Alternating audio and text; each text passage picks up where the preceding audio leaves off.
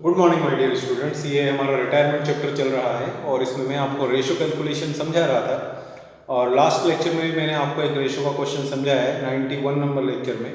ये 92 number lecture चल रहा है। हिंदी मीडियम वाले स्टूडेंट्स के लिए मैं एक्सप्लेन कर रहा हूँ, हिंदी वालों के लिए अलग से समझना है इस चीज़ को और इंग्लिश वाले अलग से समझेंगे, क्योंकि एक बार आपको लैंग्वेज क्लियर होना जरूरी है, उसके बाद फिर हम कंबाइन लेकर चलेंगे। तो देखिए जरा ध्यान से समझिए, पहले क्वेश्चन क्या है। ए बी सी पार्टनर्स हैं, उनका रेशो दिया है 1/2, 3/10, 1/5। ए बी सी पार्टनर्स हैं, उनका रेशो दिख रहा है अपने को, इसमें तो कुछ मुश्किल नहीं है। आगे बोल रहे हैं इस अनुपात में साझेदार है, बी अवकाश ग्रहण करता है, मतलब बी बिजनेस से रिटायरमेंट ले रहा है और उसका हिस्सा ए और सी ने 2:1 में ले लिया है। मतलब कहने का ये है कि मैंने आपको नए रेशो की कैलकुलेशन में सिर्फ 2 बातें बताई थी कि आपको इतना ही ध्यान रखना है कि जो पार्टनर जा रहा है वो अपना शेयर तो देकर जाएगा, लेकिन वो अपना शेयर किसको कितना देकर जा रहा है इसकी जानकारी, जिसको हम गेनिंग बोलते हैं, गेनिंग की जानकारी क्वेश्चन में दी है या नहीं दी है। अगर क्वेश्चन में गेनिंग की जानकारी नहीं दी है तो जो व्यक्ति जा रहा है उसका शेयर काट दीजिए, जो बचेगा वही नया रेशो है। और अगर गेनिंग की जानकारी दी है तो फिर आपको थोड़ा सा समझना पड़ता है क्वेश्चन को। तो यहाँ पर हमें बोला जा रहा है कि बी जा रहा है और उसका शेयर ए और सी ने 2:1 में लिया है, मतलब वो अपना हिस्सा ए और सी को 2:1 में देकर जा रहा है। इसका मतलब यहाँ पर हमें गेनिंग की इंफॉर्मेशन दी हुई है। तो अब इस प्रकार के क्वेश्चन को किस तरह से हल करेंगे वो अपने को देखना है। देखिए ए बी सी का रेशो है 1/2, 3/10 और 1/5। ये बी जा रहा है, ये जा रहा है तो ये अपना हिस्सा इन दोनों को देकर जाएगा, तो जितना इसको मिलेगा उतना इसकी प्राप्ति कहलाएगी, जो इसको मिलेगा वो इसकी प्राप्ति कहलाएगी। तो क्वेश्चन बोल रहा है कि जा रहा है और ये अपना हिस्सा 2:1 में, मतलब 2/3 और 1/3 में इनको देकर जा रहा है। तो यहाँ पर कभी कभी हमें ये कंफ्यूजन होता है कि ए को 2/3 मिल रहा है और सी को 1/3 मिल रहा है। नो, ये गलत है।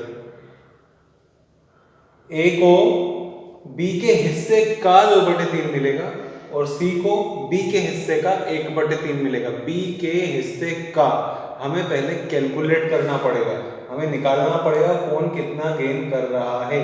तो देखिए बी का हिस्सा कितना है 3/10, बी के हिस्से का मतलब गुणा का निशान, बी के हिस्से का 2/3 निकाल लो और बी के हिस्से का ही 1/3 निकाल लो। कट गया है 2/10, इसको भी काट सकते हो चाहो तो, 1/10 मतलब इतना हिस्सा ए को प्राप्त होगा और इतना हिस्सा सी को प्राप्त होगा।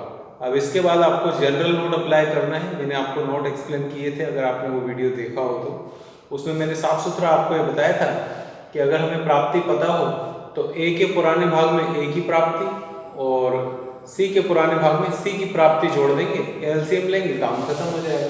तो यहाँ देखते रहिए आप, हम निकाल रहे हैं ए का न्यू शेयर और बी का भी बी तो चला गया है, सी का न्यू शेयर। कैसे निकालेंगे, ए का जो पुराना भाग था मतलब 1/2, उसमें प्लस कर दो जितना ए को प्राप्त हो रहा है, मतलब 2/10।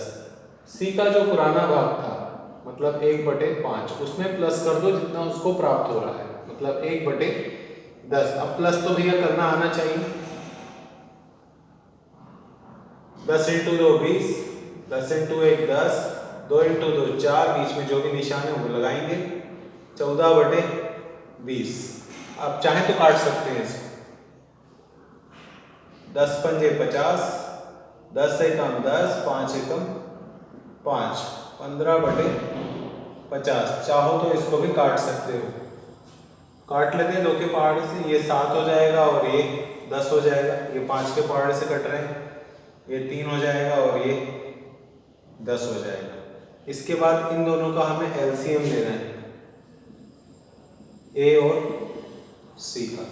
इसका है 7/10, इसका है 3/10। जब दोनों के आधार समान होते हैं तो एलसीएम लेकर टाइम खराब ही मत करें, आधार समान है तो बस हो गया, आपका आंसर निकलेगा 7:3। तो ये छोटा सा एक क्वेश्चन मैंने आपको एक्सप्लेन किया जब हमें गेनिंग के बारे में, मतलब जो साझेदार जा रहा है वो अपना हिस्सा कैसे कैसे देकर जा रहा है, अगर इसकी इन्फॉर्मेशन क्वेश्चन में दी हो तो हमें कैसे सॉल्व करना है, ये मैंने आपको समझाया है। तो जहाँ कन्फ्यूज़न होना था वो भी मैंने आपको क्लियर कर दिया है। कि भाई 2:1 में ये अपना हिस्सा देकर जा रहा है, तो पहले 2:1 कैलकुलेट करो, का की गणना करिए, ऑफ की गणना करिए, 3/10 को 2/3 और 1/3 में बांटो, जो आएगा उसको प्राप्ति बोलते हैं।